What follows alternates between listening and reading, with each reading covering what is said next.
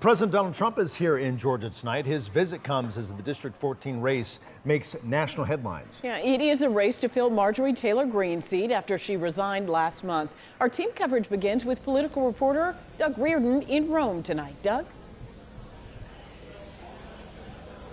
Well, good evening, guys. And the president is here in Rome in the 14th district at a very interesting time as they just kicked off on Monday an election to fill the seat of his once former congressional ally turned enemy, Marjorie Taylor Greene.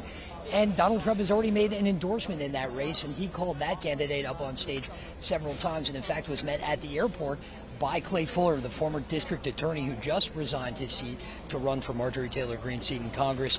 He was at the airport meeting President Donald Trump, as was Lieutenant Governor Burt Jones, who Trump has already endorsed in our gubernatorial race. He did that extremely early, several months ago, as Jones has always been a big supporter of the president. Jones was up there speaking today, too, and I know there's been some talk about businessman Rick Jackson jumping into this gubernatorial race. The president shored up his endorsement of Lieutenant Governor Jones today several times, saying, "You're my guy, you're the guy I'm going to endorse." But Trump was really here to talk about the economy, mainly wins on jobs and on revitalization of U.S. manufacturing because of his tariffs. He said they're not just working for small businesses, but also for everyday taxpayers as well. The president said that no one is talking about affordability anymore. He said he hasn't heard the word in 2 weeks, even as Georgia lawmakers debate cost-saving measures daily under the Gold Dome at the Capitol. Here at Cosa Steel today, Trump said that he has made great progress in the economy in his first 11 months back in office. Under the last administration, every economic policy punished American workers and businesses like this one, while rewarding those who outsource to foreign nations.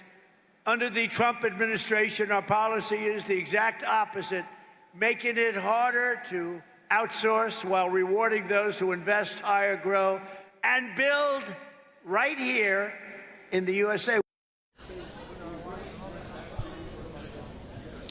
And of course, there are a lot of Democrats in Congress as well as the state capitol, who you'll hear from in just a minute, that could not disagree anymore with the president on that fact. Now, of course, I mentioned that race that's going on here in the 14th district.